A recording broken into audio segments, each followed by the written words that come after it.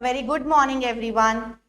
So, we will be starting up with your recently attempted question, paper of business laws, 100 marks का, जो कि आपका 18th of September 2025 को हुआ है. हम उसकी आंसर की आज डिस्कस करने लगे हैं. मेरे रिकॉर्ड में ये सबसे इजी पेपर आया है अब तक. अदरवाइज लॉ का पेपर इतना इजी कभी नहीं आता है. ठीक है, तो let's get started. We will be discussing with the first question 1KA का first part. It says VG और PG दोनों फ्रेंड्स हैं और वो दोनों आपस में एक दूसरे से जरूरत पड़ने पे पैसा बोरो करते रहते हैं और वीक टाइम के अंदर वो एक दूसरे को अपना पैसा वापस लौटाते रहते हैं. कहते हैं एक बार क्या हुआ, 25th को PG ने 20,000 शेयर्स खरीदे हैं और क्योंकि उसके पास इनसफिशिएंसी ऑफ फंड्स थी, उसने VG से 40 लाख रुपया लिया. VG ने 40 लाख रुपया उसको दे दिया 3 मंथ्स के लिए. VG ने उसको रिमाइंड किया कि देख 3 महीने पूरे होने लगे हैं, तूने मेरा 40 लाख अभी तक रिफंड नहीं किया, तू मेरा 40 लाख रिफंड कर दे. लेकिन PG कहता मैं इस वक्त टफ सिचुएशन में हूं, मैं तेरे पैसे तुझे नहीं दे पाऊंगा, रादर तू क्या कर, जो शेयर्स हैं उनको 10% मोर देन द प्राइस करके तू बेच दे. एज अ रिजल्ट PG ने यह बात बोली है VG को.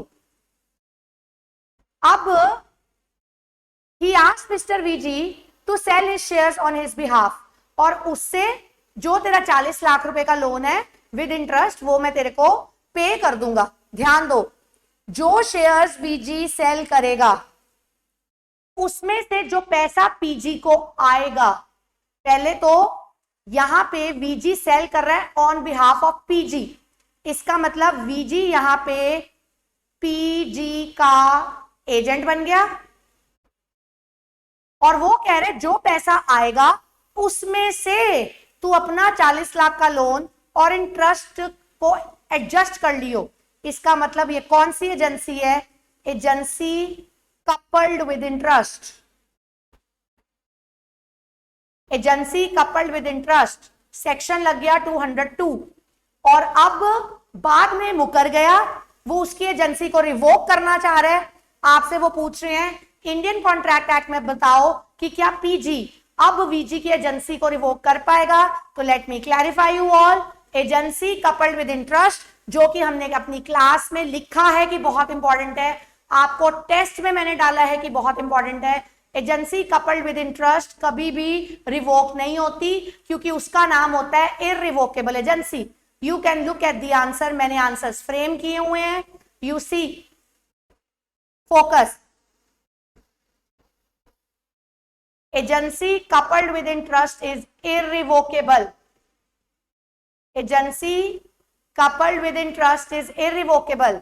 सेक्शन कौन सा एप्लीकेबल हो गया? 202.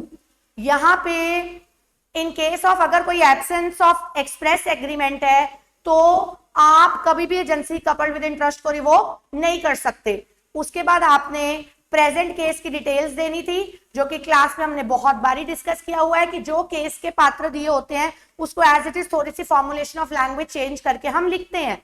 और उसके बाद आपने कंक्लूजन देना था. According to the above given provisions and facts, we conclude that what we conclude कि PG ने जो एजेंसी को रिवोक किया है वो लॉफुल नहीं है.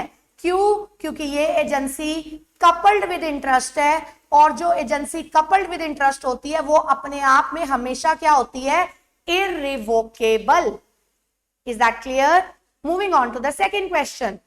सेकेंड क्वेश्चन में उन्होंने बोला है MGS फेमस जनरल स्टोर है, जनरल स्टोर है इन दिल्ली में. he got a purchase order of 5 kg mamra बादाम, ओके, फ्रॉम PK. इसका मतलब PK का ऑर्डर है, PK बायर है और ये वाला जो जनरल स्टोर है ये सेलर है. इनके पास ऑर्डर प्लेस हुआ है. ठीक है, कौन से बादाम? मामरा बादाम. मामरा बादाम एक स्पेसिफिक कैटेगरी ऑफ बादाम होते हैं जो बड़े एक्सपेंसिव होते हैं. आगे चलते हैं. कहते जी डिलीवरी, जो शॉपकीपर है उसका डिलीवरी बॉय पहुंचा PK के रेजिडेंस पे उसने देखा कि ताला लगा हुआ है उसके घर के ऊपर।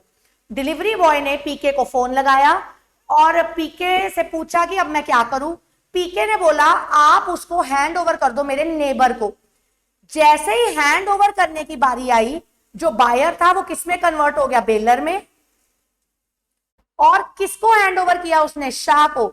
शाह कौन हो गया, बेली। शाह कौन हो गया, बेली। अब मिसेस शाह हो गई बेली, वो भी बेली हो गई। वो अनअवेयर थी इस बात के कि मामरा बादाम मेरे हस्बैंड ने मेरे लिए नहीं भेजे, she did not know that. उसने क्या किया, उसने मामरा बादाम की मिक्सिंग कर दी, मामरा बादाम की कैलिफोर्नियन बादाम के साथ। अब आप देखो उसको पता नहीं था, इसका मतलब जो उसने मिक्सिंग करी है वो विदाउट कंसेंट ऑफ बेलर हो गया। ये विदाउट कंसेंट ऑफ बेलर हो गया। उसके बाद उसने दोबारा से वो 5 kg पैक कर दिए मामरा बादाम और पीके को डिलीवर कर दिए। अब पीके उस शॉपकीपर को बोलता है मेरे को ना प्रॉपर क्वालिटी के मामरा बादाम नहीं मिले। अब इन सर्कमस्टांसेस में आप बताओ पीके को क्या रेमेडी मिलेगी। वो आपसे पूछ रहे हैं पीके को क्या रेमेडी मिलेगी। Let's see the answer. देखिए मैंने आंसर फॉर्मुलेट किया हुआ है। आंसर हमारा टॉपिक आ जाएगा बेली तेरी ड्यूटी बनती थी कि तू, मेन हेडिंग क्या बन गया, बेली तेरी ड्यूटी बनती थी कि तू गुड्स को मिक्स ना करे।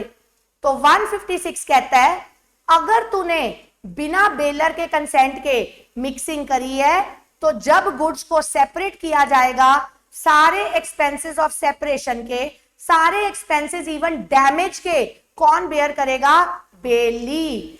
एज एन इंस्टेंट केस आप लिख दोगे कंसिडरिंग द अबव सर्कमस्टांसेस। जैसे उन्होंने क्वेश्चन पूछा हम वैसे ही आंसर करेंगे। रेमेडी जो कि पीके, पीके कौन था, बेलर। रेमेडी पीके को क्या मिलेगी। अब दिमाग लगाओ जो बेलर की रेमेडी है वो क्या बन गया, वो बन गया बेलर का राइट। तो आपने वहां ये बात क्लियरली मेंशन करनी थी, वहां पे आपने ये बात क्लियरली मेंशन करनी थी क्या, कि यहां पे बेलर का राइट आ रहा है। क्या राइट आएगा बेलर का, वहां पे क्लियर कट हेडिंग देना था राइट टू कंपनसेशन फ्रॉम बेली। ये आ गया बेलर का राइट। फिर जाके आपने लिखना था कि जो डैमेज हुआ है अनऑथराइज्ड मिक्सिंग की वजह से, तो बेलर का राइट है कि वो कंपनसेशन क्लेम कर सकता है किससे, बेली से। और बेली कौन है, मिस्टर, बेली कौन है, मिस्टर शाह। आगे चलते हुए moving on to the third question. Third question उन्होंने दिया, it's a direct question. Third question में उन्होंने बोला है do you agree that company is an artificial person. Okay, explain करो बीटा लिमिटेड जिसके पास कॉमन सील नहीं है वो अपने अकाउंट्स की ऑथराइजेशन कैसे करते होंगे, वो अपने अकाउंट्स की ऑथराइजेशन कैसे करते होंगे। ठीक है, आप मेरी बात सुन रहे हो। तो कंसिडरिंग दैट, पहले तो बोर्ड पे ध्यान दो, यहां पे सेग्रीगेशन ऑफ मार्क्स अगर आप देखोगे 5+2 है। 5 उन्होंने दिया है इसके लिए, क्या कंपनी आर्टिफिशियल पर्सन है, ये 5 मार्क्स का है, और जो ये ऑथराइजेशन है ये 2 मार्क्स का है। इस तरीके से उन्होंने सेग्रीगेशन दी है। मतलब जो कंपनी आर्टिफिशियल पर्सन है आपको उसको एक्सप्लेन में डिटेल में देना था। देखिए मैंने यहां पे दिया हुआ है कि कितना कंटेंट हमने देना है, सी ऑन द बोर्ड। ये देखिए स्टार्टिंग हमने कैसे करी, यस कंपनी आर्टिफिशियल पर्सन है, उसके बाद हमने रोमन नंबर में पहला पार्ट डाला और फर्स्ट पॉइंट डाल के लिखा कंपनी नेचुरल बर्थ से पैदा नहीं होती है, कंपनी क्रिएटेड बाय लॉ है। कंपनी नेचुरल बर्थ से पैदा नहीं होती, कंपनी क्रिएटेड बाय लॉ है। एक इंसान जो कपड़े पहनता है वही कपड़ों के साथ आर्टिफिशियल पर्सन भी क्लोथ्ड होता है। एक बार आपको सेपरेट लीगल एंटिटी बन गई, सेकंड पॉइंट, आप प्रॉपर्टी ओन कर सकते हो, बैंक अकाउंट खोल सकते हो, लोन्स रेज कर सकते हो, लाइबिलिटी इनकर कर सकते हो, कॉन्ट्रैक्ट्स में एंटर कर सकते हो, स्यू कर सकते हो, स्यू हो सकते हो। आप वो सब कर सकते हो जो एक नेचुरल पर्सन करता है। आप वो सब कर सकते हो जो एक नेचुरल पर्सन करता है। हाँ, एक्सेप्ट आप जेल नहीं जा सकते, आप शपथ नहीं ले सकते, आप मैरिज नहीं कर सकते, आप एज अ लर्न्ड प्रोफेशनल अपनी प्रैक्टिस नहीं कर सकते, इसीलिए हम कंपनी को लीगल पर्सन कहते हैं। फिर थर्ड पॉइंट डाला हमने, कंपनी आर्टिफिशियल पर्सन है, लेकिन ये आर्टिफिशियल पर्सन ह्यूमन एजेंसी जिनको कि हम डायरेक्टर्स बोलते हैं उनके अकॉर्डिंग काम करती है। दैट इज द रीजन कि कंपनी को हम आर्टिफिशियल लीगल पर्सन बोलते हैं। उसके बाद उन्होंने सेकंड, ये मैंने रोमन नंबर में सेकंड डाला और वहां पे अब ऑथराइजेशन पूछी थी। ये देखो ऑथराइजेशन, जहां पे कंपनी के पास कॉमन सील नहीं है, तो जहां पे कंपनी के पास कॉमन सील नहीं होती, ऑथराइजेशन 2 डायरेक्टर्स करते हैं अगर आपके पास सीएस नहीं है। लेकिन अगर आपकी कंपनी ने सीएस को अपॉइंट किया हुआ है तो ऑथराइजेशन एक डायरेक्टर करता है, एक सीएस करता है। सिंस आपने ये लिख दिया, लेकिन क्वेश्चन को हम गिवन केस स्टडी के अकॉर्डिंग आंसर करते हैं, तो उसके हिसाब से अगर हम देखें तो हम बोलेंगे बीटा लिमिटेड को जो ऑथराइजेशन करवानी है वो अबव मेंशन, यानी कि जो अभी हमने ऊपर मेंशन की है इसके अकॉर्डिंग वो करवाएंगे, बिकॉज उनके पास कॉमन सील अवेलेबल नहीं थी। Moving on to the next question, moving on to the next question.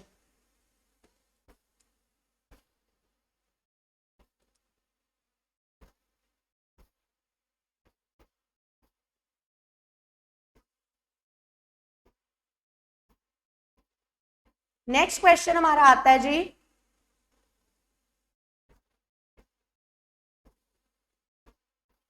ABC partners हैं, अच्छा जी, अनरजिस्टर्ड पार्टनरशिप फर्म के। आप याद करो कितना चीख चीख के बताया था पार्टनरशिप में कि सेक्शन 69 में से क्वेश्चन आता ही आता है, तो लो आ गया आपके सामने सेक्शन 69 में से अनरजिस्टर्ड पार्टनरशिप फर्म है, तो आप सबको वहां पे पता होगा ये सेक्शन 69 की केस स्टडी है। एबीसी एंड एसोसिएट्स उसका नाम है। आगे वो कह रहे हैं आपने, सिंस वो अनरजिस्टर्ड है, उनके प्रति आपने ये 3 पॉइंट्स बताने हैं। मेरा आइडिया कहता है कि ये वाला फर्स्ट पॉइंट बहुत बच्चों ने गलत किया होगा, बिकॉज यहां पे उन्होंने एक ट्रिक्ड वर्जन डाल दिया। उन्होंने बोला ए ने जो कि पार्टनर है केस फाइल किया बी के ऊपर क्योंकि बी ने गुड्स चोरी किए थे। अब आप याद करो, अगर आप रजिस्टर्ड नहीं होते तो आप स्यूट फाइल नहीं कर सकते, पार्टनर पार्टनर को स्यू नहीं कर सकता। लेकिन अगर आप याद कीजिए वहां पे क्लियरली मेंशन्ड है no suit in a civil court, no suit in a civil court, जबकि गुड्स चुराना सिविल नहीं है, ये क्रिमिनल है, ये क्रिमिनल है। देखो मैं आपको इसका आंसर दिखाती हूं, देखो इसका फर्स्ट का आंसर ध्यान दीजिए, consequences of non registration section 69, यहां पे मैंने फर्स्ट मार्क कर दिया। देखो हेडिंग क्या है, नो स्यूट और इन अ सिविल कोर्ट, सिविल ना ही पार्टनर कर सकते हैं ना ही थर्ड पार्टी के अगेंस्ट। अब मेरे को यहां पे मेंशन करना पड़ेगा, प्रेजेंट केस में चोरी हुई है, चोरी is not equal to civil, चोरी इज इक्वल टू क्रिमिनल। और कहीं नहीं लिखा कि अगर क्रिमिनल एक्ट होगा तो आप सूट मेंटेन नहीं कर सकते, तो यहां पे आंसर आना था यस सूट इज मेंटेनेबल। मुझे एक्सपेक्टेड है कि बहुत बच्चों ने ये क्वेश्चन गलत किया होगा, बिकॉज आपने सिविल और क्रिमिनल में डिफरेंस फेच नहीं किया होगा। ठीक है, आगे चलते हैं, नेक्स्ट आते हैं सेकंड के ऊपर। सेकंड में उन्होंने बोला है पार्टनर केस फाइल कर रहा है फर्म के ऊपर क्योंकि उसको अपना शेयर चाहिए एसेट का at the time of dissolution. अब आप याद करो जब हमने 69 की प्रोविजंस पढ़ी थी कि जो जो फर्म नहीं कर सकती क्योंकि वो रजिस्टर्ड है, उसके तुरंत नीचे एक टॉपिक दिया हुआ था कि फर्म चाहे रजिस्टर्ड हो चाहे ना हो, फॉलोइंग राइट्स तो मिलेंगे ही मिलेंगे। उनमें से राइट्स क्या क्या थे, पार्टनर डिसोल्यूशन के लिए स्यू कर सकता है, पार्टनर फर्म को डिसॉल्व करने के लिए स्यू कर सकता है, पार्टनर रियलाइजेशन ऑफ प्रॉपर्टी या सेटलमेंट ऑफ अकाउंट्स के लिए फर्म को स्यू कर सकता है। तो उसको दिमाग में रखते हुए हमने क्या लिखा, हाँ ए पार्टनर स्यू कर सकता है, क्यों, क्योंकि वो अपनी एसेट्स मांग रहा है at the time of dissolution, और इसका सेक्शन 69 में रजिस्टर होना या ना होने से कुछ भी लेना देना नहीं होता। Moving on to the next question, next आता है थर्ड। एम आउटसाइडर है, M is a third party, M is a third party, वो फर्म के प्रति केस फाइल कर रहा है 10,000 का, आउटसाइडर केस फाइल कर सकता है, लेकिन एम ने 4,000 फर्म का देना था। अब फर्म क्लेम सेट करना चाह रही है 4,000 रुपए का। याद करो, अगर आप रजिस्टर नहीं होते तो आप 100 रुपए के ऊपर का क्लेम सेट नहीं कर सकते। तो यहां पे हमने आंसर क्या किया है, सूट मेंटेनेबल नहीं होगा, क्योंकि जो अमाउंट है वो मोर देन 400 है, दैट इज 4,000। वो आपको तभी सेट ऑफ करना अलाउड है जब आप रजिस्टर्ड होते, बट आप एक अनरजिस्टर्ड फर्म हो, इसीलिए आपको सेट ऑफ करना अलाउड नहीं है। अगर किसी बच्चे को आंसर चाहिए, आप स्क्रीनशॉट ले सकते हो, उसके बाद आप अपने मार्क्स कैलकुलेट कर सकते हो कि आपके मार्क्स कितने आ रहे हैं। ठीक है जी, moving on to the next question number 2।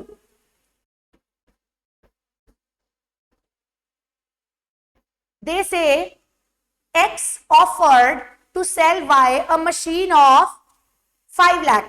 Okay. Y refused to buy it, और वहां पे उसने लिखा है अनलेस X offered,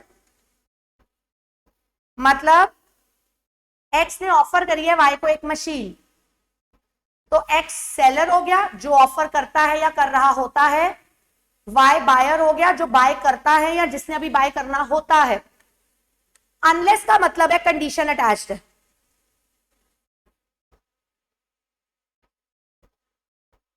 जब तक मशीन रनिंग कंडीशन में नहीं आ जाती, जब तक मशीन रनिंग कंडीशन में नहीं आ जाती, इसका मतलब है ये Y ने बोला है, ये Y ने बोला है जब तक मशीन रनिंग सिचुएशन में नहीं आ जाती, इसका मतलब कंडीशन प्लेस्ड बाय Y, और जब तक कंडीशन अटैच होती है, this is the case study of agreement to sell. हम इसको डिलीवरेबल स्टेट, कुछ बच्चों के माइंड में आया होगा कि हम इसको सॉल्व कर देते हैं, goods are not in deliverable state. Not in deliverable state seller के एंगल से होता है, सेलर के एंगल से। यहां पे उन्होंने बोला है वाई, बायर ने उसको बोला था तब तक नहीं खरीदूंगा जब तक रनिंग कंडीशन में नहीं होगा, इसका मतलब बायर ने कंडीशन प्लेस करी है, और जब कंडीशन प्लेस करी है तो case study agreement to sell का बन जाता है। ठीक है, एक्स ने बोला ठीक है मैं कर दूंगा, उसने मशीन को रिपेयर करना शुरू कर दिया। मशीन रिपेयर के दौरान डिस्ट्रॉय हो गई without the fault of any person. Now the point is, अगर एग्रीमेंट टू सेल होता है तो रिस्क किसका होता है, सेलर का, क्योंकि प्रॉपर्टी अभी बायर को ट्रांसफर नहीं हुई। वो आपसे पूछ रहे हैं क्या सेलर प्राइस वाई से रिकवर कर सकता है, आंसर इज नहीं, क्योंकि सेक्शन 26 के अंदर एग्रीमेंट टू सेल में ओनरशिप सेलर के पास होती है, तो रिस्क भी किसको बेयर करना होता है, सेलर को।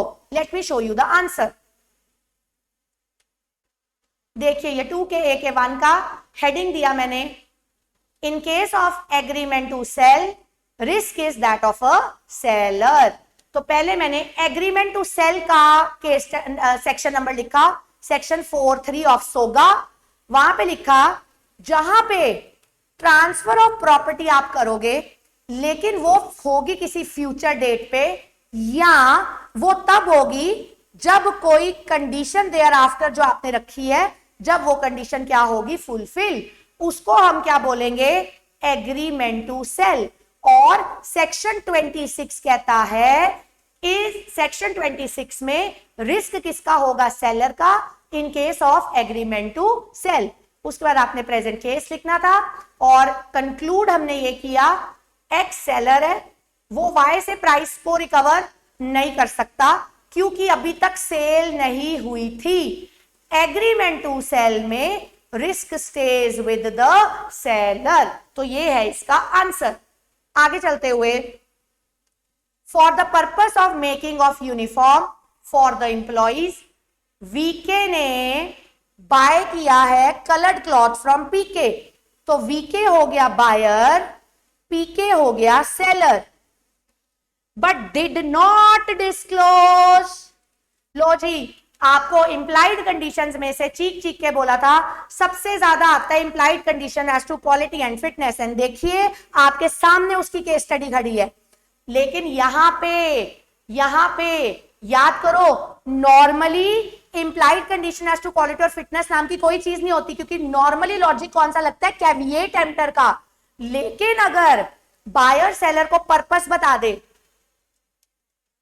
वो सेलर के स्किल पे रिलाय करे और सेलर उस डिस्क्रिप्शन के गुड्स में डील करता है, तो फिर इंप्लाइड कंडीशन होती।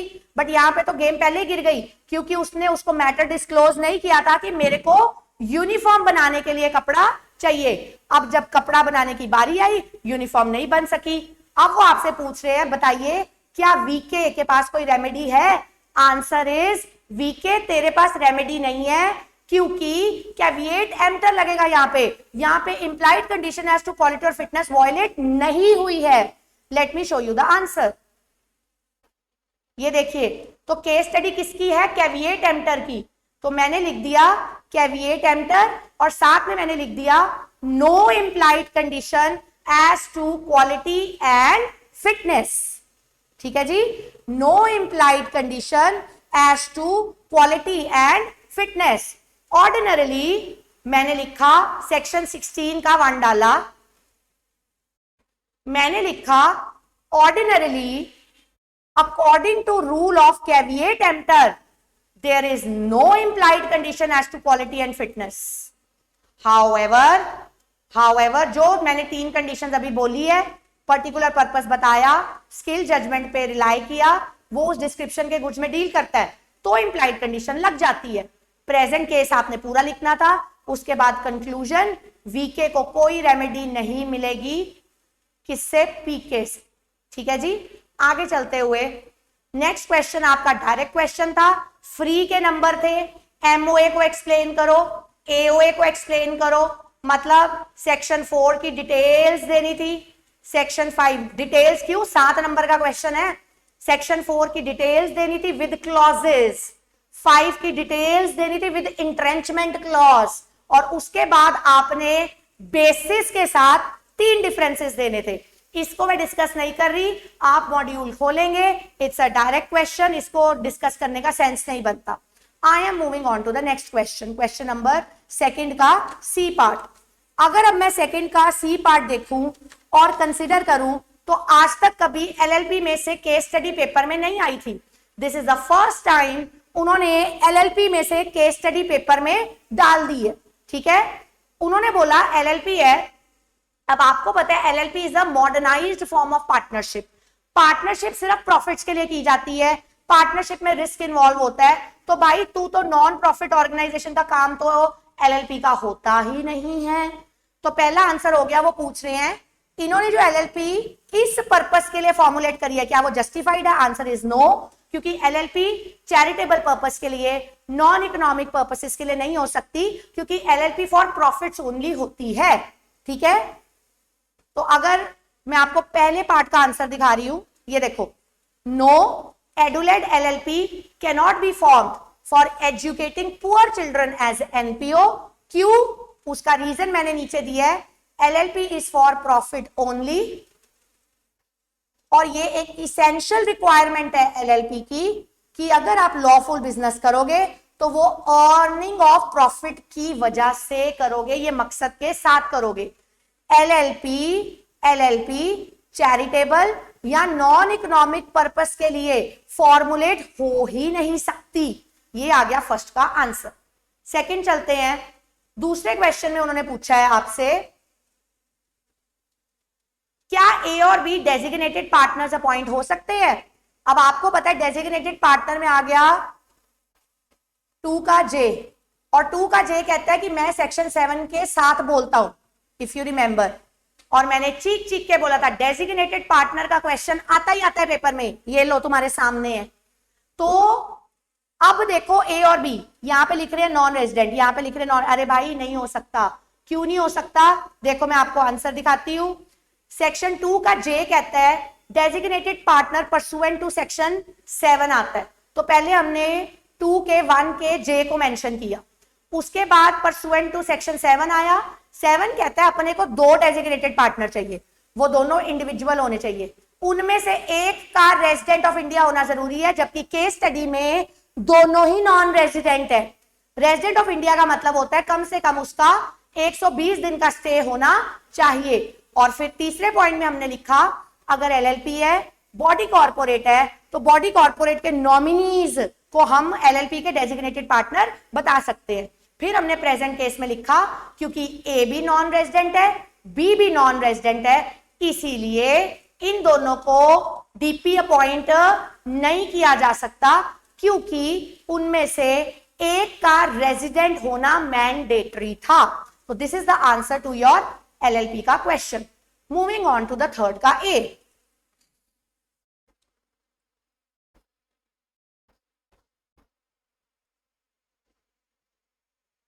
अब थर्ड के ए की बात करते हैं।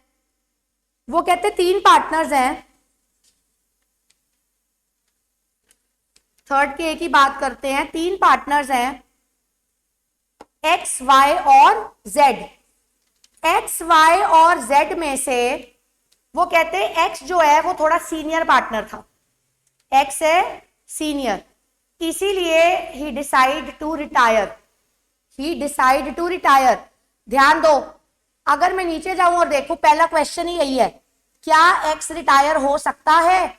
इसका मतलब यहां पे जो फर्स्ट क्वेश्चन है वो तुमसे ये पूछ रहे हैं क्या वो खुद ब खुद जो डिसाइड कर रहा है कि मैं रिटायर हो सकता हूं, क्या उसका रिटायर खुद ब खुद डिसाइड करना पॉसिबल है? आंसर इज, मुझे ये बात पता है, हम सेल्फ रिटायरमेंट तब क्लेम कर सकते हैं जब पार्टनरशिप एट विल हो। बोर्ड पे ध्यान दो, उन्होंने केस स्टडी में क्लियरली दिया हुआ पार्टनरशिप एट विल है, विल है। तो अगर आप देखो, पहले मैंने थर्ड के ए में से पहले मैंने फर्स्ट को आंसर किया। फर्स्ट के फर्स्ट पार्ट को देखो, मैंने डॉट डाली हुई है। यस, एक्स रिटायर हो सकता है अंडर सेक्शन 32 डलना था पहले पूरा डिटेल में। वहां पे हमने मोड्स ऑफ रिटायरमेंट बताए। रिटायर कैसे हो सकते हैं? कंसेंट से, एक्सप्रेस एग्रीमेंट से, और देखो मैंने एट विल वाले को जिग्जैग किया हुआ है क्योंकि केस स्टडी हमारा उसका है। अगर एट विल है तो कोई भी पार्टनर नोटिस राइटिंग में देके बाकी सारे पार्टनर्स को रिटायर हो सकता है। तो हमने यहां पे कंसीडर किया कि हां, अगर उसने ये सारी कंडीशंस फुलफिल करी हैं तो वो रिटायर हो सकता है। आगे फिर वो कहते जब वो रिटायर हुआ उसने ना अपने शेयर्स ट्रांसफर कर दिए अपने ग्रैंडसन को। अब यहां पे ग्रैंडसन बन गया ट्रांसफरी। सेक्शन लग गया 29, ये रिटायरमेंट का सेक्शन लगा 32, ग्रैंडसन ट्रांसफरी बन गया। अब ग्रैंडसन कौन है? माइनर। अगर माइनर हो तो सेक्शन लग जाता है 30। वो कहते उन्होंने डिसाइड किया, दे वर नॉट इंटरेस्टेड, बाकी के remaining partners were not interested, पर जब उनको यह पता लगा कि एस एक माइनर है, इन्होंने डिसाइड किया कि हम ना इसको पार्टनर बना लेते हैं। अरे बाबा याद करो, माइनर कभी भी पार्टनर नहीं बन सकता, लेकिन माइनर बेनिफिट्स ऑफ पार्टनरशिप में एडमिट किया जा सकता है। देखो आपका फर्स्ट का नेक्स्ट क्वेश्चन क्या है?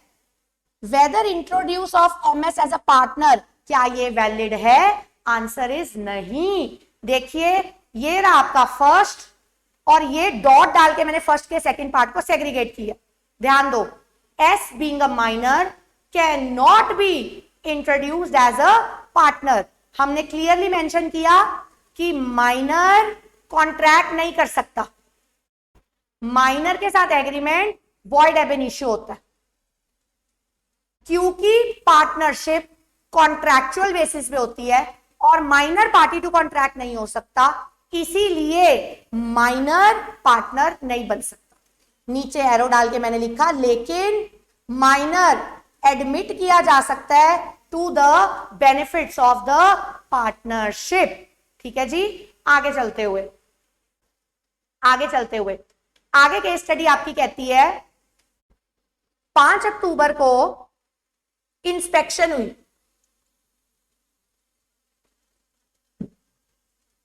एस ने नोटिस किया कि बुक्स में तो बड़ी छोटी सी अमाउंट दिखाई जा रही है प्रॉफिट की, जबकि कंपनी का टर्नओवर तो बहुत ज्यादा है। उसने पार्टनर्स को बोला,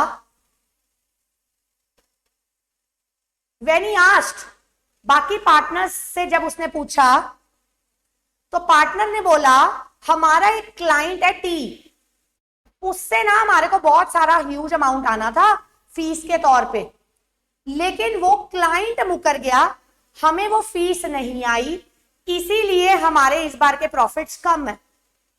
जब एस को ये बात पता लगी, एस भड़क गया, एस क्लाइंट को स्यू करने चला गया for the recovery of the fees. अरे भाई माइनर, तू स्यू नहीं कर सकता, माइनर तू स्यू नहीं कर सकता। टी कह रहा है तू मुझे इसलिए स्यू नहीं कर सकता क्योंकि अगर तू मेजर बनने के बाद पार्टनर बना था तो तूने नोटिस नहीं दिया। ठीक है जी, माइनर तो स्यू नहीं कर सकता, लेकिन माइनर इंस्पेक्ट कर सकता है बुक्स ऑफ अकाउंट्स को। देखो आपका नेक्स्ट क्वेश्चन क्या है, क्या वो बुक्स ऑफ अकाउंट्स को इंस्पेक्ट कर सकता है? Answer is yes. क्या उसके पास अथॉरिटी थी कि वो टी को नॉन पेमेंट ऑफ फीस के लिए स्यू करता? Answer is no. Let me show you the answer details हमने क्या लिखी है। देखो, माइनर के पास बुक्स ऑफ अकाउंट्स को इंस्पेक्ट करने का राइट अवेलेबल है। कैसे? हमने लिखा है सेक्शन 30 माइनर को कुछ राइट्स गवर्न करता है। क्या क्या? वो एग्रीड शेयर ऑफ प्रॉफिट्स ले सकता है, वो इंस्पेक्ट कर सकता है, एक्सेस ले सकता है, कॉपी कर सकता है बुक्स ऑफ अकाउंट्स को, और पार्टनर्स को स्यू कर सकता है, लेकिन उसके लिए उसको अपना नाता सिवियर करना पड़ेगा कंपनी के साथ। हाँ, S has the authority to sue T on the, मैंने वहां पे नो लिखा था, नॉर्मली नहीं है, मैंने नीचे क्लियरली लिखा है टी को स्यू करने के लिए उसको अपना कनेक्शन सिवियर करना पड़ेगा। अगर वो कनेक्शन सिवियर कर देगा तो वो आउटसाइडर को स्यू कर सकता है। आगे चलते हैं 3 के बी पे।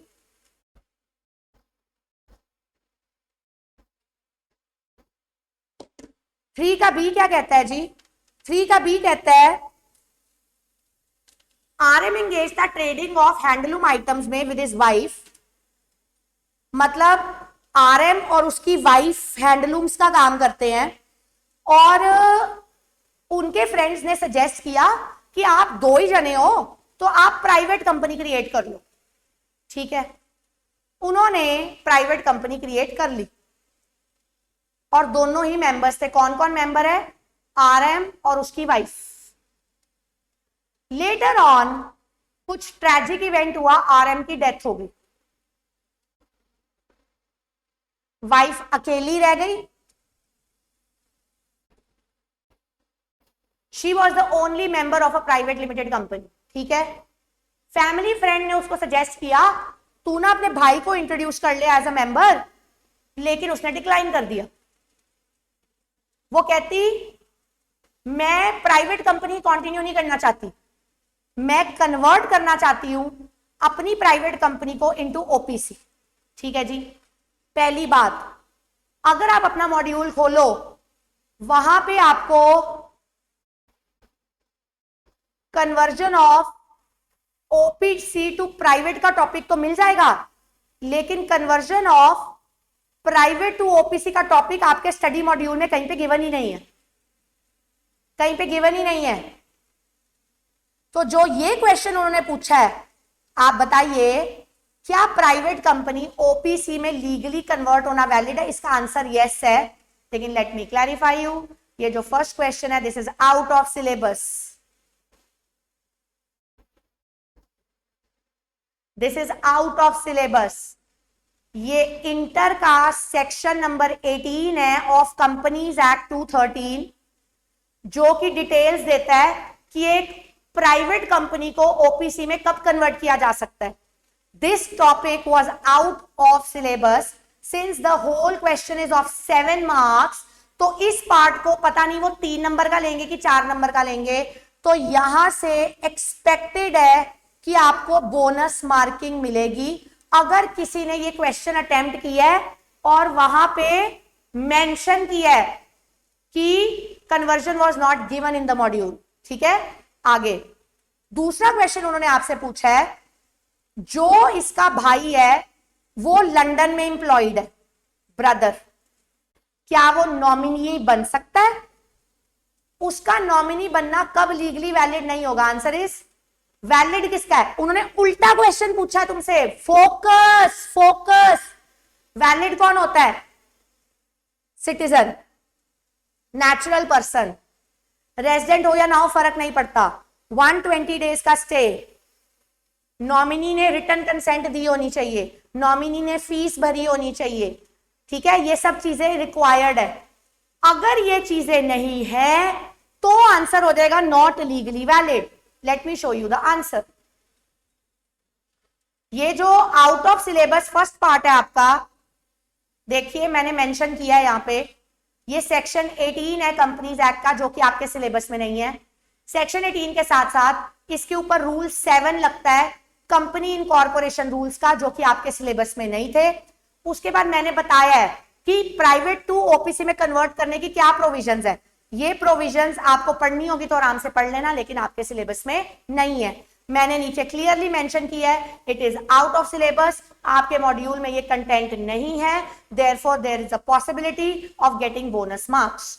आगे चलते हुए इसके सेकंड पार्ट पे चलते हैं, क्वालिफिकेशन या eligibility criteria of a nominee. तो वो आ गया नेचुरल, माइनर नहीं होना चाहिए, सिटीजन, रेजिडेंट है कि नहीं है फर्क नहीं पैंदा, लेकिन उसने प्रायर कंसेंट दी होनी चाहिए INC 4 में, नेम ऑफ नॉमिनी होना चाहिए INC 32 स्पाइस में, फीस होनी चाहिए according to registration of fees. अगर आप बच्चे सिर्फ ये पॉइंट्स लिख के आए हो तो आप लेके चलो कि वो 4 में से 1.5 से ज्यादा नहीं देने वाले हैं। जो बच्चे ये 3, 1 फॉर्म 2 फॉर्म और फीस का रूल, आपकी बुक में ये सब कुछ गिवन है, जो ये दे के आए हैं उनको 4 में से 3 मार्क्स मिलेंगे, जो ये नहीं दे के आए उनको 4 में से 1.5 ही मिलेगा, ठीक है। तो taking into consideration we conclude उसका brother AK not legally valid है। क्यों? क्योंकि वो जॉब के दौरान लंदन रहने वाला है, तो वो इंडिया में स्टे नहीं कर पाएगा, तो 120 डेज की कंडीशन को जस्टिफाई नहीं कर पाएगा, इसीलिए वो नॉमिनी अपॉइंट होने के लिए एलिजिबल नहीं है। आगे चलते हुए moving on to the next question number, next आते हैं जी थर्ड के सी के ऊपर। अब थर्ड का जो सी पार्ट है, थर्ड क्वेश्चन का जो सी पार्ट है, ये आपके स्टडी मॉड्यूल में से as it is example number 38 है। आपको बताया गया था एग्जाम्पल में से as it is case study आ जाती है, तो आपके एजेंसी चैप्टर में से, श्योरिटी वाले चैप्टर में से, जब हम को श्योरिटी एजेंसी कह रही हूं sorry, contract of indemnity guarantee वाले चैप्टर में एग्जाम्पल नंबर 38 ये आपके स्टडी मॉड्यूल में आपको मिल जाएगा। उन्होंने बोला है को श्योरिटी है, 4 लाख का लोन लिया, ठीक है। अब इन्होंने डिफरेंट अमाउंट की लिमिट उठाई हुई है। ए ने लिमिट उठाई है 1 लाख की, बी ने लिमिट उठाई है 2 लाख की, सी ने लिमिट उठाई है 4 लाख की, ठीक है। सी ने लिमिट उठाई है 4 लाख की। अब हुआ क्या, कुछ फाइनेंशियल डिफिकल्टी आई है, अब लोन वापस दिया जाना, वो आपसे पूछ रहे हैं बताओ ईच को श्योरिटी कितना पे करेगा। पहले याद करो, पहले नॉर्मल रूल लिखते हैं फिर एक्सेप्शनल रूल लिखते हैं। नॉर्मल रूल आएगा 146 में, 146 कहता है अनलेस अदरवाइज एग्रीड ये सब इक्वली लायबल है। 147 कहता है अगर इनकी लिमिट फिक्स्ड है तो ये अपनी लिमिट के अकॉर्डिंग ही देंगे। अगर आप ध्यान दो let's go on to the answer. देखो मैंने हेडिंग दी है लाइबिलिटी ऑफ को श्योरिटी, जब डिफरेंट सम्स दिए हो। केस स्टडी 147 का है, लेकिन 147 के पहले जनरल रूल 146 में है, तो जिस बच्चे ने जनरल रूल नहीं दिया उसके मार्क्स काटे जाएंगे। पहले जनरल रूल आएगा 146 में, और जनरल रूल आपका शुरू कैसे होना चाहिए, इस लाइन के साथ, अनलेस अदरवाइज एग्रीड को श्योरिटीज की जो लाइबिलिटी होती है वो होती है टू कंट्रीब्यूट इक्वली। उसके बाद एक्सेप्शनल रूल आना था अकॉर्डिंग टू 147। अगर उन्होंने मैक्सिमम लिमिट रखी है तो फिर उनकी जो बाउंडनेस होती है वो डिफरेंट सम के अकॉर्डिंग ही होती है जितनी ऑब्लिगेशन उन्होंने रखी है। फिर हमने प्रेजेंट केस लिखा, टेकिंग इनटू कंसीडरेशन मैंने कंक्लूड किया। देखो 4 लाख की लाइबिलिटी थी, ए बोलता है मैं दूंगा ही 1 लाख, 1 लाख माइनस किया, 3 लाख बच गया। बी कह रहा था मैं 2 लाख तक दूंगा, तो ठीक है, फिर 3 लाख को मैंने डिवाइडेड बाय 2 किया, दोनों का 1.5 लाख ईच आ गया, और दोनों की लिमिट के विद इन है। क्यों? क्योंकि बी ने लिमिट रखी थी अपनी 2 की और सी ने लिमिट रखी थी अपनी 4 की। तो कंसिडरिंग दैट ए की लायबिलिटी 1 लाख, बी की 1.5 लाख, सी की 1.5 लाख। दूसरा क्वेश्चन उन्होंने आपसे पूछा है, अगर लोन की अमाउंट 6 लाख होती तो आप क्या करते? ध्यान दो, अगर लोन की अमाउंट 6 लाख होती तो ए ने कहा है मैं 1 लाख ही दूंगा, 1 लाख माइनस हो गया, कितना रह गया? 5 लाख। अगर मैं 5 लाख को डिवाइडेड बाय 2 करूं तो 2.5 लाख आता है, लेकिन बी ने कहा था मैं सिर्फ 2 लाख ही दूंगा, तो 2.5 में से 2 इसने दे दिया, इसका 0.5 बच गया, तो इसने अपना तो 2.5 लाख देना ही था, अब 0.5 बी का भी देना पड़ेगा, तो इसकी लायबिलिटी कितनी हो गई? 3 लाख की। क्यों? क्योंकि उसने बोला था कि आप मुझे 4 लाख तक स्यू कर सकते हो, तो 3 लाख उसकी 4 लाख की लिमिट के विद इन है। ठीक है जी, moving on to the next question.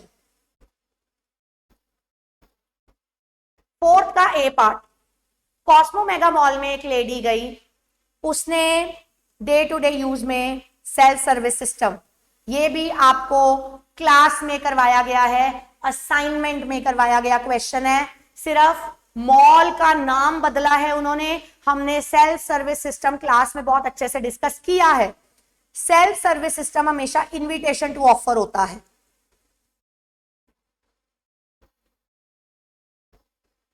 X ने बास्केट उठाई, 10 आइटम्स डाली and she reach the cashier for payment, this is offer. Cashier ने एक्सेप्ट करी है 9 आइटम्स, तो 9 आइटम्स के लिए ऑफर गॉट एक्सेप्टेड, लेकिन 10th आइटम को उसने एक्सेप्ट नहीं किया, तो 10th आइटम के लिए मैं क्या बोलूंगी? Offer not accepted.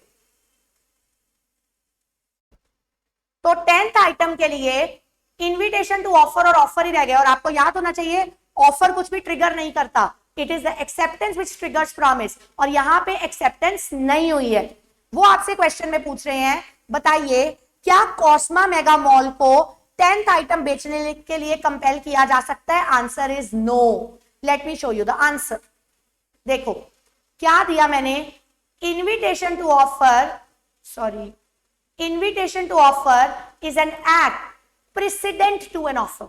सबसे पहली लाइन मैंने क्लियर करी कि ऑफर और इनविटेशन टू ऑफर को डिस्टिंग्विश किया जाना चाहिए। आगे जाके मैंने बताया इनविटेशन टू ऑफर सिर्फ सर्कुलेशन ऑफ ऑफर होता है, इनविटेशन टू ऑफर ऑफर्स को इंड्यूस करता है और ये डेफिनेट ऑफर से पहले आता है, प्रिसीड करता है। अगर आप acceptance of invitation to offer कर भी लेते हो तो ज्यादा खुश होने की जरूरत नहीं है, सिर्फ ऑफर इमर्ज होगी in the process of negotiation. लेकिन अगर कोई इंसान ऑफर को एक्सेप्ट करता है तब जाके प्रॉमिस क्रिएट होती है, अदरवाइज नहीं। इन द प्रेजेंट केस में मैंने क्लियरली मेंशन किया सेल्फ सर्विस सिस्टम इनविटेशन है, कैशियर के पास पहुंचा ऑफर है, 9 आइटम्स एक्सेप्ट हो गई हैं, 10th आइटम के लिए प्रॉमिस क्रिएट नहीं हुआ क्योंकि उसकी एक्सेप्टेंस नहीं हुई थी। उसके बाद मैंने लिखा taking into consideration above given provision and facts we conclude that no Cosmo Mega Mall can not be compelled to sell the said article to mister X. ये आपका आंसर हो गया। Moving on to the next question. Fourth के A का second, एक इंसान किसी technical qualification के बाद अब्रॉड चला गया जी। जब वो अब्रॉड गया तो वाइफ को उसने प्रॉमिस किया कि मैं तुझे खर्चा भेजता रहूंगा, लेकिन वहां जाके गोरियों में उलझ गया। याद कीजिए क्लास में यही वर्डिंग यूज की गई थी, गोरियों में उलझ गया और वाइफ को जाके कोई खर्चा नहीं भेजा। जैसे ही आपके मन में ये बात आएगी आपके दिल में स्ट्राइक करेगा बाल्फर वर्सेस बाल्फर। और अगर आप याद करो बाल्फर वर्सेस बाल्फर किस चीज का केस स्टडी है? No intention to create legal relationship. This is of no intention to create legal relationship. उसने अपनी वाइफ को 30,000 पर मंथ प्रॉमिस किया, लेकिन कुछ नहीं दिया। फ्यूचर में वाइफ उसको 7.5 लाख रुपए के लिए स्यू कर रही है। अरे भाई नहीं कर सकती, क्यों? क्योंकि तू सियानी नहीं थी, तूने कोई रिटर्न में नहीं दिया, तूने कोई रजिस्टर नहीं करवाया। तो यहाँ पे it is just a social agreement, no intention to create relationship, कोई प्रॉमिस क्रिएट नहीं होता। देखिए इसका answer, no intention to create legal relationship, वहां पे मेंशन किया है। जब इंटेंशन नहीं होती तो वो सोशल और डोमेस्टिक टाइप ऑफ एग्रीमेंट होता है, और सोशल और domestic type of agreement enforceable नहीं होता है। लीडिंग केस मेंशन किया बाल्फर वर्सेस बाल्फर का, वहां पे बताया प्रेजेंट केस में 30,000 हस्बैंड ने देने को बोले थे, लेकिन ये सिर्फ एक सोशल एग्रीमेंट है एंड इट अट्रैक्ट्स नो एनफोर्सिएबिलिटी। इसीलिए मिसेस प्रिया 7.5 लाख रुपया रिकवर नहीं कर पाएगी। मैंने ज्यादा डिटेलिंग इसमें नहीं डाली, रीजन बीइंग जो आपका क्वेश्चन है वो हार्डली 3 मार्क्स का है, तो मेरे को इतना ज्यादा कंटेंट इसमें लाने की देने की जरूरत नहीं है। दैट इज द रीजन मैंने सोशल एग्रीमेंट को भी यहां पे डिफाइन नहीं किया। ठीक है, moving on to the next question. It's a direct question of a negotiable instrument. उन्होंने बोला एक ऐसी इंस्ट्रूमेंट जो ट्रांसफरेबल है by mere delivery. Mere delivery का मतलब होता है बेयरर, बेयरर इंस्ट्रूमेंट। दूसरा उन्होंने बोला है एंडोर्समेंट एंड डिलीवरी, ये हो गया order instrument. Classify the different types of negotiable instrument according to negotiable. अगर इन्होंने ये पार्ट ना दिया होता तो मैं समझती क्वेश्चन में वो सिर्फ बेयरर और ऑर्डर इंस्ट्रूमेंट की डिटेल्स मांग रहे हैं, लेकिन जब उन्होंने क्वेश्चन को कंटिन्यू रखा और उन्होंने बोला डिफरेंट टाइप सारे बताओ अकॉर्डिंग टू 1881, और क्वेश्चन भी 7 मार्क्स का है, तो फिर मैं सिर्फ बेयरर और ऑर्डर पे नहीं रुकूंगी, रादर मैं पूरी डिटेल में सारा डिफाइन करूंगी। Since it is a direct question, मैंने डिटेल में इसको सॉल्व नहीं किया, मैंने सिर्फ हिंट दे दिया कि इसमें क्या क्या आना था। सेक्शन 13 में बेयरर ऑर्डर दोनों आने थे, 11 और 12 में इनलैंड और फॉरेन आना था, 20 में इंचोएट आना था, 17 में एम्बिगियस आना था। Since it is a 7 marks का क्वेश्चन, जिस बच्चे ने इस क्वेश्चन को अटेम्प्ट किया है, आपने हर ऑप्शन के साथ एक एग्जाम्पल जरूर देके आनी थी, तब जाके भी 7 में से आप 5 एक्सपेक्ट कर सकते हो। Moving on to the next question. The next वाला is also a simple direct question. वो कह रहे हैं डिफाइन करो लॉ क्या होता है और बता दो वेरियस सोर्सेज ऑफ लॉ क्या है। 6 नॉर्मली पेपर में या तो मिनिस्ट्रीज आती थी, या तो प्रोसेस ऑफ मेकिंग लॉ आता था, या तो हायरार्की ऑफ कोर्ट आती थी। पहली बार यह है कि ये टुच्चा क्वेश्चन उन्होंने डाल दिया है, जो कि एक्सपेक्ट भी नहीं किया होता, जो कि हमने बेसिक्स में पढ़ा होता है। लेकिन कोई बात नहीं, हमारी प्रेपरेशन जोरों की थी, हमने कॉपी में ये आंसर लिखा हुआ था। तो देखो, law is a set of obligations and duties जो लोगों के वेलफेयर और जस्टिस के लिए इंपोज की जाती हैं। कॉपी में आपको सोर्सेज लिखवाए गए थे, मैंने यहाँ पे शॉर्ट में लिखे हैं। सोर्सेज में एक हो गया कॉन्स्टिट्यूशन, दूसरा हो गया पार्लियामेंट, तीसरा हो गया जुडिशरी, फोर्थ हो गया हमारे कस्टम्स एंड यूजेजेस। वहां पे आपको, since it is a 6 marks का क्वेश्चन, आपको इसको डिटेल में एक्सप्लेन करना था। ठीक है जी, आगे चलते हुए 5th का फर्स्ट पार्ट। पता नहीं क्या सोच के इन्होंने पेपर बनाया, इंप्लाइड क्वालिटी एंड फिटनेस का क्वेश्चन ऑलरेडी डाल चुके हुए हैं, फिर से डाल दिया। तो आप देखो, implied condition as to quality और फिटनेस के टोटल उन्होंने 2 क्वेश्चंस आपको पेपर में डाले हैं। क्या कह रहे हैं जी अब इसमें? कहते जी एस गया इलेक्ट्रॉनिक स्टोर पे, लैपटॉप मांगा, high and graphic design work. ये उसने उसको पर्पस बताया, पर्पस डिस्क्लोज्ड। एस कौन है? Buyer, store seller. ठीक है, सेल्समैन ने उसको स्पेसिफिक मॉडल रिकमेंड कर दिया। ध्यान दो, रिलाइंग ऑन द एडवाइस, इसका मतलब जो सेकंड पॉइंट होता है स्किल एंड जजमेंट, वो भी जस्टिफाइड है। अब लैपटॉप गड़बड़ निकला, आंसर इज बताओ क्या एस लीगल एक्शन ले सकता है? Answer is yes. Why? Because ये उस वाले क्वेश्चन का उल्टा है, यहां पे कैविएट एंटर नहीं लगेगा, rather implied condition as to quality and fitness has been violated. देखिए, implied condition as to quality and fitness वो केस स्टडी कैविएट एंटर की थी, ये case study implied condition as to quality and fitness की है। ठीक है, देखो ऑर्डिनरली कोई इंप्लाइड कंडीशन नहीं होती, मैंने कैविएट एम्प्टर का टॉपिक यहां नहीं उठाया, ठीक है। उसके बाद वही 3 पॉइंट्स जो पहले भी हमने किए, पर्टिकुलर पर्पस, स्किल और डिस्क्रिप्शन। उसके बाद मैंने क्लियरली मेंशन किया है हाँ जी वो एक्शन ले सकता है। ज्यादा डिटेल में मैं नहीं गई क्योंकि 4 नंबर का क्वेश्चन था, ठीक है। आगे चलते हैं, moving on to the next question. 5 के ए का सेकंड, वो कह रहे हैं ये अब जो 5 के ए का सेकंड पार्ट है ना, ये ट्रिकी क्वेश्चन है। पूरे पेपर में सिर्फ एक ही क्वेश्चन था जो ट्रिकी है, और उनको पता होता है कौन सा क्वेश्चन ट्रिकी है। अगर किसी बच्चे ने जिगरा रख के इस क्वेश्चन को अटेम्प्ट किया है, उसके पास होने के चांसेस बढ़ जाते हैं, बिकॉज इस वाले क्वेश्चन को किसी ऐसे स्टूडेंट ने ही सॉल्व किया होगा जिसका दिमाग बहुत शातिर दौड़ रहा होगा। नॉर्मल बच्चे केस स्टडी पढ़ के डरे होंगे और उन्होंने ये क्वेश्चन छोड़ दिया होगा। तो लेट मी डिस्कस, जिसने किया है शाबाश, आपके पास होने के शॉर्ट चांसेस है, ठीक है। बाकी बच्चे भी पास करेंगे अगर उन्होंने as it is content as it is किया, क्योंकि पेपर बहुत इजी था, वहां बैठे हर बच्चे को आता होगा। सारी विन विन सिचुएशन किस पे है, आपने प्रेजेंट कैसे किया है, ठीक है। तो सेकंड देखते हैं, वो कहते ऐसे एक इंसान है, बहुत दिक्कत में था बेचारा फाइनेंशियली, वाइफ अच्छी मिल गई, वाइफ ने अपना गोल्ड दे दिया। वाइफ कहती आप मेरे गोल्ड को गिरवी रखवा लो, उसने गिरवी रखवा दिया। गोल्ड था 30 लाख रुपए का, गिरवी रख के अमाउंट कितने की मिली है, गोल्ड गिरवी रख के अमाउंट टोटल कितने की मिली है, 25 लाख रुपए की, ठीक है ना। वैसे भी हमें सिक्योरिटी ज्यादा रखनी पड़ती है और लोन कम अमाउंट का मिलता है, ठीक है। इसका मतलब है एस ने गिरवी रखवाया, एस पॉनर हो गया, एस ने गिरवी रखवाया अपने फ्रेंड के पास आर, आर यहां पे पौनी हो गया। पौनी बोलूं या प्लेजी बोलूं, पॉनर बोलूं या प्लेजर बोलूं, एक ही बात है, ठीक है। अब उसके बाद उसने, एस ने, ये फर्स्ट ट्रांजैक्शन है, उसके बाद एस ने ये ज्वेलरी सेल कर दी है आर एल ज्वेलर्स को।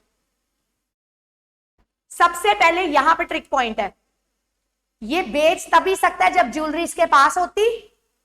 इसका मतलब है दोस्त से गिरवी पेपर में रखवाया गया है, ज्वेलरी प्रैक्टिकली पड़ी एस के पास ही है, तभी तो वो किसी और को बेच पा रहा है। दिमाग लगाओ। तो इसका मतलब है ये कौन हो गया, पॉनर विद पोजेशन।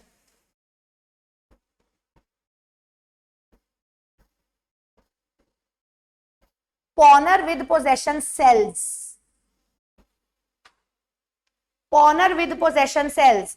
अब वो कह रहे हैं जो आरएल ज्वेलर जिसने खरीदा, उसने गुड फेथ में खरीदा और उसको ये नहीं पता कि जो उसको बेच रहा है वो प्रैक्टिकली बेच नहीं सकता, क्योंकि उसकी चीज किसी और के पास क्या पड़ी है, गिरवी, ठीक है। कहते जी उसके बाद ये जनाब जी एस इंसॉल्वेंट हो गए, एस इंसॉल्वेंट हो गया। अब आर को डर है उसका पैसा, तो आर गया ज्वेलर के पास, थर्ड ट्रांजैक्शन में आर गया ज्वेलर के पास, वो उसको कह रहा है मेरे को तो पता ही नहीं था ऐसा कुछ गिरवी रखा है। अब वो आपसे पूछ रहे बताइए आर को क्या रेमेडी मिलेगी, आर को क्या रेमेडी मिलेगी। अगर ये क्वेश्चन उन्होंने प्लेज के चैप्टर में से पूछा होता तो बहुत इजीली सॉल्व हो जाता, बट उन्होंने ट्रिकी करने के लिए सारा क्वेश्चन पॉनर पॉनी के ऊपर है, लेकिन क्वेश्चन पूछा है सेल्स ऑफ गुड्स एक्ट के अंदर से। अगर आप सेल्स ऑफ गुड्स एक्ट में अब मेरे बताने के बाद आप सेक्शन 30 का 2 खोलेंगे, सिर्फ सेल्स ऑफ गुड्स एक्ट में सेक्शन 30 का 2 ऐसा है, जब आप उसको रीड करेंगे वहां पे आपको प्लेज वर्ड मिलेगा कि प्लेज करने के बाद सामान उसके पास था, अगर उसने किसी को बेच दिया, उसने गुड फेथ में खरीदा, तो उसको वैलिड प्लेज माना जाएगा।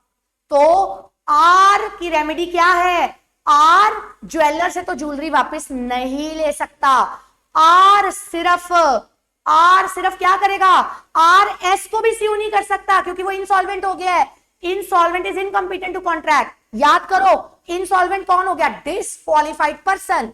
याद करो जब डिसक्वालिफाइड पर्सन हो जाए तो क्या होता है, उसकी एस्टेट लायबल होती है। इंसॉल्वेंट की एस्टेट से आर ने पैसे रिकवर करने थे. This was the tricky part. Let me show you the answer. See section 32 of SOGA, 30 का 2. जैसे पॉनर ने पॉनी की कंसेंट के साथ पोजेशन अपने पास रखा इससे पहले कि पॉनी को प्रॉपर्टी पास होती. अभी लोन का डिफॉल्ट तो किया नहीं था. जैसे वहां पे आपको ये वर्ड मिलेगा प्लेज.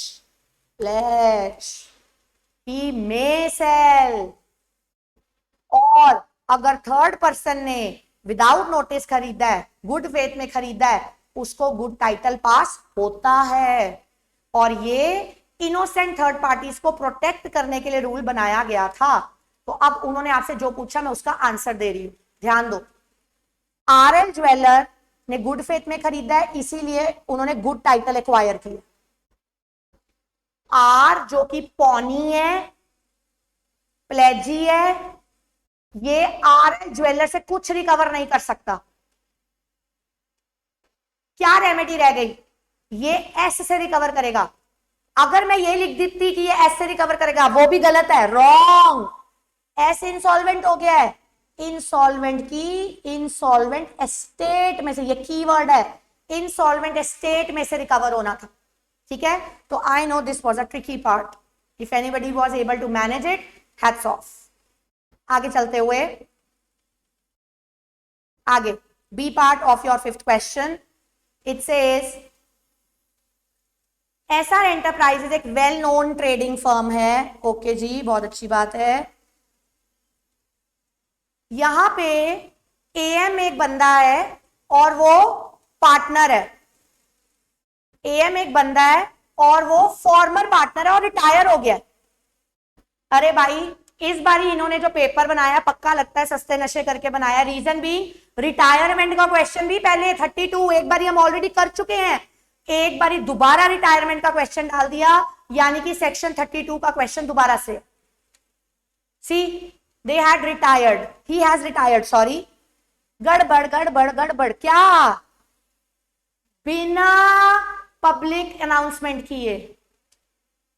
अगर उसने पब्लिक अनाउंसमेंट नहीं करी, this means retirement without giving public notice.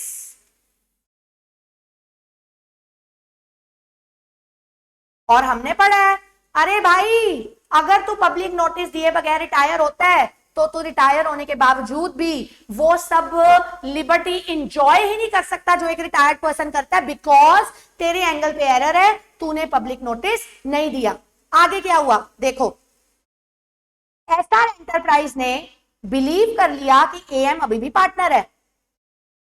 इस चक्कर में उन्होंने क्रेडिट एक्सटेंड कर दिया फर्म को. ठीक है जी, आगे एसआर एंटरप्राइज ने डिफॉल्ट कर दिया पेमेंट में. अब defaulted on payment, mister R demanded AM to be held liable. क्या एएम लायबल किया जाएगा? Answer is yes yes yes. क्यों? अरे भाई तेरी इतनी बड़ी गलती थी. 3 नंबर का क्वेश्चन है, ज्यादा डिटेल में जाने की जरूरत मुझे नहीं है. Let me show you the answer. See retirement of a partner 32. अब मैंने नहीं लिखा कि पार्टनर के रिटायरमेंट के मोड्स क्या होते हैं, वो पिछले क्वेश्चन में ऑलरेडी हो चुका था. Since it is a 3 marks का क्वेश्चन, बुल्स आई करो. सीधा लिखा नॉट विथ स्टैंडिंग, अगर पार्टनर रिटायर होता है तो वो कंटिन्यू रहेगा थर्ड पार्टीज को तब तक बिफोर रिटायरमेंट वाली ट्रांजेक्शंस के लिए, and even after retirement until वो पब्लिक नोटिस नहीं दे देता. प्रोवाइडेड दैट अगर रिटायर्ड पार्टनर को हम लायबल नहीं मानेंगे थर्ड पार्टी के प्रति, अगर थर्ड पार्टी को ये पता ही ना होता कि वो पार्टनर है, लेकिन केस स्टडी में क्लियरली गिवन है कि उसने उसी को पार्टनर मान के इन्वेस्ट किया था. तो टेकिंग इनटू कंसीडरेशन हम बोलेंगे एएम को लायबल किया जा सकता है बिकॉज उसके एंगल पे एरर है. देखिए इस बारी तो ऐसा लग रहा है जैसे क्लास में हम जो चीजें नॉर्मल बातें कर रहे थे उन्होंने हमारी सारी बातें सुनी हुई है. बिकॉज आप देखो हर जो बात हमने क्लास में डिस्कस करी है वो पेपर में है. यू सी, मैंने तुम्हें पेपर में एग्जामिनेशन में जाने से पहले बोला था डरो मत, पेपर बहुत इजी है. सी क्या किया जी, पार्टनर को निकाला निकाला निकाला। याद करो तुम्हें बताया था expulsion is very important topic. 33 क्या कहते हैं जी, अब कहते एक बंदा था एक्सपर्ट, उसको अपॉइंट किया है 25 को एडमिटेड, और 10 जनवरी को उसके नाम पे अनऑथराइज्ड एक्टिविटीज दिखी है, तो सब्सिक्वेंटली इसको हम निकालने की बात कर रहे हैं। निकालना कैसे है, कहते हैं यूनानिमस अप्रूवल के साथ। यूनानिमस मतलब 100%। विद रेफरेंस वो तुमसे पूछ रहे हैं, बताओ क्या निकालना जस्टिफाइड है कि नहीं। आंसर इज नहीं। क्यों, नोटिस नहीं दिया, अपॉर्चुनिटी ऑफ बीइंग हर्ड नहीं दी। आगे सेकंड क्वेश्चन, वो क्या फैक्टर्स हैं जो आपको माइंड में रखने पड़ेंगे निकालने से पहले। अरे भाई बहुत easy, simple, direct question. Expulsion 33, partner expel नहीं किया जा सकता तब तक जब तक कॉन्ट्रैक्ट ना हो, मेजॉरिटी ना हो और गुड फेथ ना हो। उसके बाद बताया गुड फेथ के 3 पॉइंट्स होते हैं, क्या क्या, पार्टनरशिप के इंटरेस्ट में होना चाहिए, नोटिस देना, अपॉर्चुनिटी देना, टेकिंग इनटू कंसिडरेशन। मैंने 1 2 आंसर कर दिया।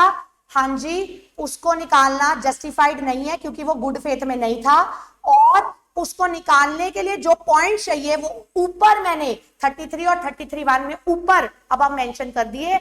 मुझे इसको दोबारा लिखने की दूर दूर तक जरूरत नहीं है। रीजन बीइंग हम ऊपर सारा आंसर लिख चुके हैं। It is just a 3 to 4 marks का क्वेश्चन। ठीक है, उसके बाद मैं क्लास में चिक चिक के बोलती थी ट्रू एंड फॉल्स आएंगे, ट्रू एंड फॉल्स आएंगे, ट्रू एंड फॉल्स आ गए, प्रकट हो गए तुम्हारे सामने।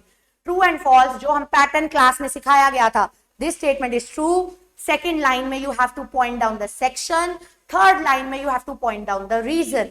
पहला question, pledge of document of title of goods by a mercantile agent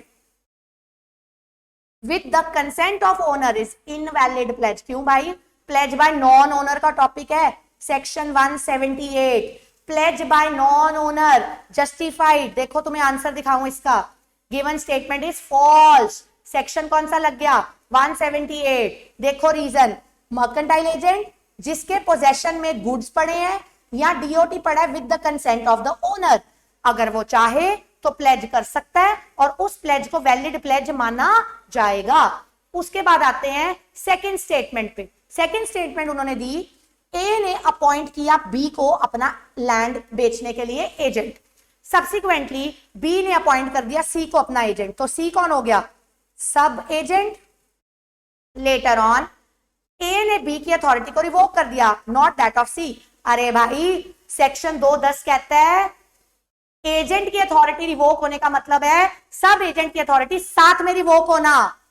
याद करो, याद करो, जो मैंने आपका क्लास में 3 आवर्स का पेपर लिया था उसमें 210 का पॉइंट मैंने डाला था, और जब मैंने आपके साथ क्लास में पेपर डिस्कस किया मैंने बताया था कि कुछ बच्चों ने 210 नहीं दिया। जिन बच्चों ने विजिलेंटली अटेंड किया है उनके लिए ये बुल्स आया था। 210 हमने क्लास में डिस्कस किया हुआ है।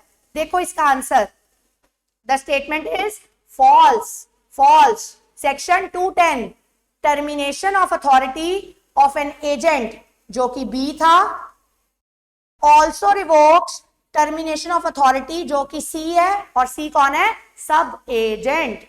Moving on to the next. Third, contract of life insurance is not fully covered under the contract of indemnity. याद करो, इंडेमनिटी कॉन्ट्रैक्ट में हम नुकसान की भरपाई करते हैं, और क्लास में मैंने बताया था जान की भरपाई कभी भी पैसों के साथ नहीं की जा सकती है। देखो इसका आंसर, इसीलिए जो गिवन स्टेटमेंट है ये ट्रू है। देखो वहां पे लिखा है जो कॉन्ट्रैक्ट ऑफ इंडेमनिटी है वो फायर इंश्योरेंस को कवर करता है, मरीन को कवर करता है, लेकिन वो लाइफ को कवर नहीं करता। क्यों, क्योंकि लॉस ऑफ लाइफ को हम कभी भी इंडेमनीफाई नहीं कर सकते, उसकी भरपाई नहीं होती, इसीलिए उसका कॉन्ट्रैक्ट ऑफ इंडेमनिटी हो ही नहीं सकता। ठीक है जी, moving on to the last question 6। अब ये बिल्स ऑफ एक्सचेंज का क्वेश्चन है जो कि मुझे एक्सपेक्टेड है बहुत बच्चों ने छोड़ ही दिया होगा, क्योंकि कुछ बच्चों को नेगो की केस स्टडी से डर लगता है। बट अगर आप देखोगे बड़ा स्टूपिड सा क्वेश्चन दिया हुआ है, उन्होंने सिंपल 3 नंबर में क्वेश्चन डाल दिया जिसका कोई बुक पढ़ने की भी जरूरत नहीं है। उन्होंने बोला बिल्स ऑफ एक्सचेंज उन्होंने ड्रॉ किया है 60 डेज आफ्टर साइट, और कोई डेट ही नहीं दी इन लोगों ने, नो डेट इज गिवन। तो ठीक है, जो डेट होएगी इनकी, जो बिल पेबल होएगा आफ्टर साइट, उन्होंने बोला पेबल आफ्टर 60 डेज, हम उसमें 60 डेज ऐड कर देंगे। आपने अकाउंट्स में पढ़ा हुआ बिल्स ऑफ एक्सचेंज में 3 डेज ऑफ ग्रेस ऐड होते हैं, वो ऐड कर देंगे। जो डेट आएगी उसको हम maturity period of bills of exchange बोलेंगे। हमें मैम ऐसे ही ड्रॉ करना पड़ेगा? आंसर इज यस, कोई ऑप्शन ही नहीं है। ऑप्शन क्यों नहीं है? रीजन उन्होंने कोई डेट ही नहीं दी है। मैंने कहा है ना इस बारी पेपर सस्ते नशे वाला है। देखो मैंने क्या लिखा, बिल पेबल आफ्टर साइट, यहां पे कोई डेट दी होनी चाहिए थी जो उन्होंने नहीं दी, उसमें हम ऐड कर देंगे 60 डेज जो कि हमें दिए नहीं, उसके बाद ऐड होंगे 3 डेज जो कि हमें दिए नहीं। इन सबको प्लस करके जो कैलकुलेटेड डेट निकलेगी, वो कैलकुलेटेड डेट को हम मैच्योरिटी डेट ऑफ बिल बोलेंगे। इसका यही आंसर बनता है, इसका कोई और आंसर बनता ही नहीं है। ठीक है, moving on to the next. Presentment का केस स्टडी डाल दिया जी उन्होंने। सेकंड केस स्टडी जो आई है वो प्रेजेंटमेंट में से आई है। देखो प्रॉमिसरी नोट लेके गया वो, लेकिन प्रेजेंट किया 2 डेट, मतलब नॉट प्रेजेंटेड प्रॉपरली,